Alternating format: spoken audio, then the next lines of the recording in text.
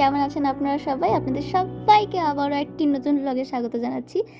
ব্লগটা দিতে একটু অনেকটাই দেরি হয়ে গেছে।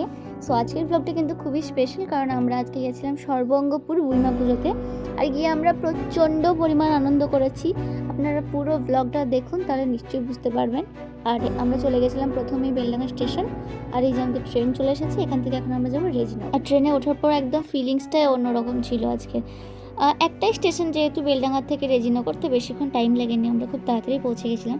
আর এক্সাইটেড ছিলাম এই কারণে যে আমরা তিনজন বান্ধবী মিলেই প্রথম কোথাও যাচ্ছি, মানে বাড়ি থেকে ছাড়ছি।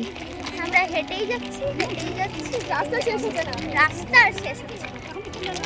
ও কি বলতে চাও? দাঁত খেলাতেই ব্যস্ত। অনেক হাঁটার পর অবশেষে আমরা একটা টোটো পেলাম। তো টোটোওয়ালা তো চাইছিলই না নিয়ে যেতে, আমরা জোর করে উঠে পড়েছি যে না, নিয়ে যেতেই হবে, নাহলে আমরা তো টোটোই পাচ্ছি না, কী করবো। 10 থেকে 15 মিনিটের মধ্যেই আমরা পৌঁছে গেছিলাম সর্বঙ্গপুরের বুড়িমা মন্দির। আমরা পৌঁছে গেছি। আর মন্দিরটা একদম রাস্তার সামনেই পড়ে, কিন্তু তখনও মন্দিরে প্রতিমা এসে পৌঁছায়নি। আর ঠাকুর দেখতে দেখতে একটা হাদসা ঘটে যায় আমার সঙ্গে। চারপাশটাতেই শুধু কালী পুজোরই পরিবেশ সেদিন। আর ওখান থেকে আমরা সোজা চলে গেছিলাম একটা কাকিমার বাড়ি। আমাদের নিজেদের কেউ না, জাস্ট পাড়ার একটা কাকিমারই বোন হচ্ছে, তারই বাড়ি গেছিলাম। তো আমরা ওদের বাড়ি গিয়ে ব্যাগটা রাখি, একটু ফ্রেশ হয়ে বসি। আর ওই যে বললাম কালী পুজোর আমেজ, ওখানে চারিদিকেই কালী পুজো হচ্ছিলো ওদের বাড়ির পাশে। প্লাস আবার দেখলাম একটা ঠাকুর বিসর্জনের জন্য যাচ্ছে। আর এরই মাঝে এই কিউটিগুলোর সঙ্গে দেখা, এগুলোকে ইগনোর করা আমার পক্ষে একদম অসম্ভব। তারপর আমরা ঠাকুর বিসর্জনটা দেখি, আমার খুব ভালো লাগে দেখতে। আর তারপরে আমরা আবার এগিয়ে যাই। আর ওই যে তখন দেখলে এই মন্দিরটার প্রতিমা ছিল না, আসার সময় আমরা দেখলাম এখানকার প্রতিমাটা আনছিল। এখনও গিয়ে ওরা সাজাবে, তো মন্দিরে তুলে রাখছে, এরপর সাজাবে ওরা। বুড়িমা মন্দিরের প্রতিমাটাও এই মন্দিরেই ছিল। আরও একটা জিনিস দেখে খুবই ভালো লাগলো যে সবাই সেম মেলার ভাইবে আছে। তারপরে আমরা চলে গেছিলাম আবারও কিছু আত্মীয়দের বাড়ি, যাদেরকে আমি চিনি না।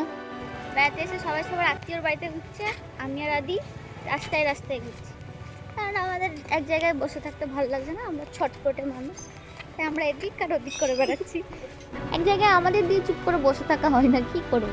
আর এভাবে কখন যে সন্ধ্যা হয়ে গেছে বুঝতেই পারিনি। আর এই যে শুরু হয়েছে বলির প্রস্তুতি, এই চললো সারা রাত। এবার দেখতে দেখতে আমরা মেলার মধ্যে চলে যাই, কারণ মেলা তখন সবগুলোই প্রায় বসে গেছিলো, সন্ধ্যা হয়ে গেছে, মানুষের ভিড় বেড়েছে। আর অসংখ্য মেলা, কি বলবো, দেখে শেষ হচ্ছে না।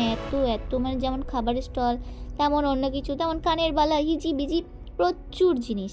আর এই যে ফুচকার স্টল, এখানে ফুচকা খেয়ে আমাদের অবস্থা কিছুটা এরকম হয়ে গেছিল।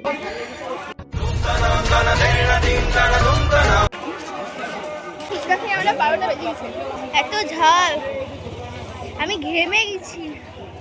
ঝাল না খাওয়া পাবলিকেরা ঝাল খেলে এরকমই করে। ওসব তো চলতেই থাকবে, তোমরা মেলাটা দেখো। আর এই যে তামার বালাটা, এটা আমি নিজেকে গিফট করে খিচুড়ি খেতে বসে যাই। খিচুড়ি প্রিয় মানুষজন আমরা।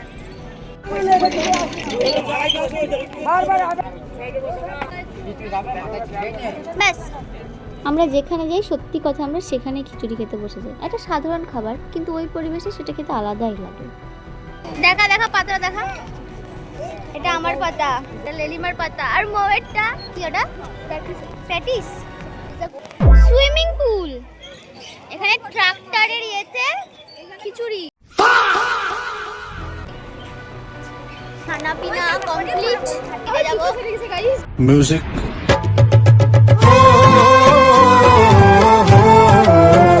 এই হাঁটতে জুতো ছিঁড়ে গেছে। জুতোটা দেখা যাচ্ছে না। ওয়াও, অতি উত্তম। আমি কিনা এর জুতো ঠিক করছি, ছিঁড়ে গেছে। আমার এক পায়ে জুতো নেই।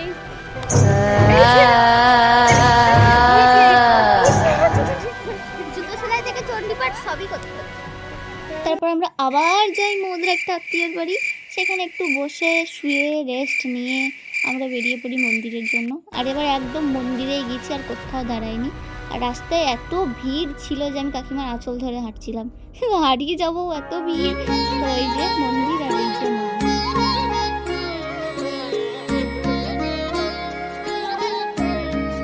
তার সঙ্গে ভিড়টাও দেখো যে কি প্রচন্ড ভিড়, মানে দাঁড়ানোর মতো জায়গা নেই। আমি তো মানে খুব কষ্টে সৃষ্টি একটা জায়গায় দাঁড়িয়েছি। মন্দিরে কিছুক্ষণ থেকে পুজো দেখে আমরা আবার চলে যাই সেই প্রথমের বাড়িটায় যেখানে ব্যাগ রেখেছিলাম, দিয়ে একটু ঘুমাই। Good morning.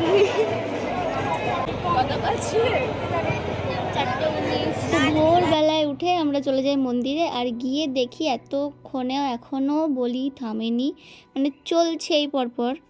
ব্যক্তিগতভাবে আমি এই জিনিসটা খুব একটা পছন্দ করি না, কিন্তু এটা এখানকার ট্র্যাডিশন। আমি এই যে রাস্তায় রক্ত পড়াচ্ছে এগুলোতে সত্যি বলছি খুবই জিনিসটা আমার অপছন্দ। আর এই যে মানুষের ফল নেওয়া দেখো, ফ্রিতে পেলে লোকে বিষও নিবে ওভাবে। এখন আমরা যাচ্ছি মোয়ের মামার বাড়ি। আমরা যাবো এবার টুকটুকিতে চাপবো, পূজা যাবো মামার বাড়ি হাঁটতে হাঁটতে। মৌনার গিফটটা এখন মৌনাকে দেওয়া হবে। একটা গিফট আছে। খুশি হয়। আমি ভালো গিফট দেবো, চোখ বন্ধ কর।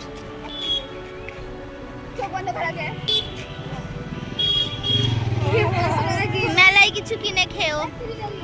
তুমি বললাম মনদা দেয়নি, আমরা দিলাম নাকি বলতো লিলি? আমরা 500 টাকা দিয়েছি, মনদা 50 টাকা দেয়নি। আমরা কত ভালোবাসি। এরপর সকালবেলা শান্তিভাবে সামনে থেকে মাকে দেখে প্রণাম করে আমরা বেরিয়ে যাই মোমের মামার বাড়ির উদ্দেশ্যে।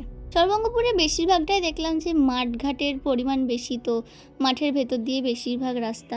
আর রাস্তায় যেতে যেতে যে দেখলাম সবাই মাঠে পিকনিক করছে, আর আমরা পিকনিকটাকে অবজার্ভ করছি, কি করব আমরা রাস্তা দিয়ে হাঁটছি। আর এইটা হচ্ছে একটা ব্রিজ, এই ব্রিজটা দিয়ে নামার সময় আমরা পাহাড়ে ওঠার মতো এক্সপিরিয়েন্স করেছি। লিটারালি মনে হচ্ছিল যেন আমরা 3 জন মিলে পাহাড়ে উঠছি, মানে এতটা উঁচু রাস্তাটা। আর নামার সময় তো আলাদা।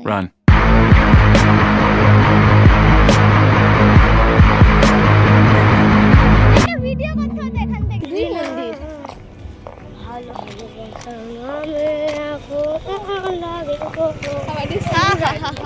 আমাদের সিঙ্গার শিল্পী, একবারে শিল্পী। আদি বড় হয়ে বাউলে যোগদান করবে। আপনাদের কারোর দরকার থাকলে কন্ট্যাক্ট করতে পারেন আদির সঙ্গে, নাকি কম পয়সায় ভালো গান করে দেবে। আমরা পৌঁছে গেছি ওর মামার বাড়ি। দিদার বাড়ি। এরপর যাব দিদার বাড়ি, তারপর যাব দাদুর বাড়ি। ওরে কতই বাড়ি। তারপর ওখানে ব্যাগ রেখে হাত পা ধুয়ে ফ্রেশ হয়ে আমরা চলে যাই ওর মামার বাড়ি, যেমনটা শুনলে। আর ওখানে গিয়ে আমরা তাস খেলি। আর প্রথমবার তাস খেলায় আমি কিছুই পারিনি, কিছুই বুঝতে পারিনি। আর আরও একটা জিনিস দেখলাম, সেটা হচ্ছে পলিথিনের উপর ইঁদুর। তোমরা এর আগে কোনদিন দেখেছো এরকম জিনিস? আমিও দেখিনি, আমি ফার্স্ট টাইম দেখলাম। তারপর চলে গেছিলাম আমরা ওর দাদুর যে জমি সেখানে। ওখানে গিয়ে আমরা আমি প্রথমবার গম ক্ষেত দেখলাম। তো এই জিনিসটা আমার কাছে একদম নিউ ছিল যে গম ক্ষেত। তোমরা হয়তো দেখে বুঝতে পারছো না, বাট আমি যে কী পরিমাণ ওখানে এনজয় করেছি সেটা আমি জানছি। আর রাত্রিবেলার এক্সপিরিয়েন্স তো ওর থেকে বেশি ভয়ঙ্কর ছিল। আরশোলা এভাবে ঘুরে বেড়াচ্ছে, আর বিশাল 2-4টে লাভও মেরে দিয়েছিল। আর এটা ছিল একদম আমাদের বাড়ি আসার দিনে, যেদিনকে আমরা মোয়ের বার্থডেটা সেলিব্রেট করেছিলাম। এটা আমাদের কাছে খুব একটা স্পেশাল মোমেন্ট ছিল যে আমরা এভাবে ছোট্ট করে ওর বার্থডেটা সেলিব্রেট করতে পেরেছি। ও অবাক হয়ে গেছিলো যে আমরা এরকম ওকে সারপ্রাইজ দিয়েছি। একটা বাপুজি কেকের ওপর একটা দেশলাইয়ের কাঠি, ওখানে ওটা একটা প্রত্যন্ত গ্রাম বলতে পারো, যে ওখানে একটা বাপুজি কেক পাওয়ার জন্য অনেকটা যেতে হয়েছিল, কিছুই প্রায় পাওয়াই যায় না, একদমই গ্রাম। তো এই যে আঙুলটা চাকু হিসেবে ব্যবহার করা হয়েছে, কারণ মুখে তো ধার আছেই, সাথে সাথে আঙুলেও ধার আছে, সেটাই ও বোঝাচ্ছে। তো তারপরে আমরা চলে যাই বাড়ি। আর আজকের ভ্লগটা এই অবধি। আমি কোনো আউটরো শ্যুট করতে পারিনি, ঠিক আছে? তার জন্য সো সরি। ভ্লগটা একদম খিচিবিচি ভ্লগ হয়ে গেছে, না ইন্ট্রো শ্যুট করতে পেরেছি না আউটরো শ্যুট করতে পেরেছি। সো দেখা হচ্ছে আবার খুব তাড়াতাড়ি একটা ভালো ভ্লগে। আসার সময় আমরা বুড়িমারও দর্শন পেয়ে গেছিলাম। সো দিনটা সেদিন খুবই ভালো গেছে। আজকের মতো ভ্লগটা এইটুকুই, দেখা হচ্ছে আবার একটা নতুন ভ্লগে। मजा आया और मैं ये जो मजा है हिंदुस्तान के हर व्यक्ति को देना चाहता हूँ।